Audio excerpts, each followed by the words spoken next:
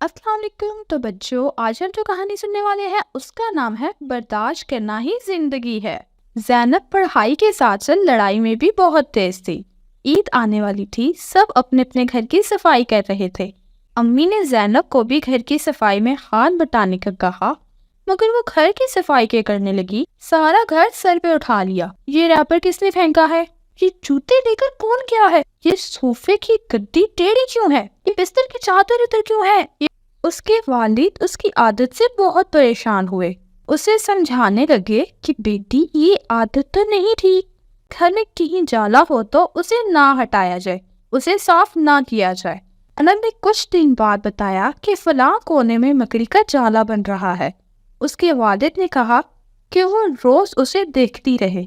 जब जाला मुकम्मल हो जाए तो उसे बताया जाए।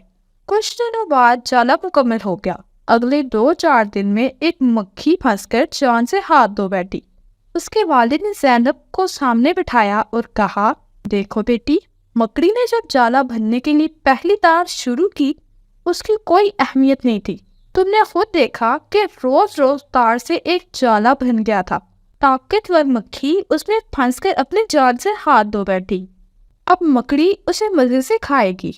यही हाल इंसानी आदत का है। शुरू में महसूस नहीं होते, मगर आहिस्ता आहिस्ता पुख्ता हो जाते हैं।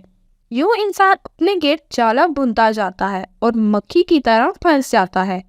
प्यारी बेटी, ये रोज रोज की आदत इंसान की फितरत बन जाती है और फितरत कभी बदली नहीं जाती। प्यारी बेटी, दुनिया में एक दूसरे को बर्दाश्त करना ही जिंदगी है।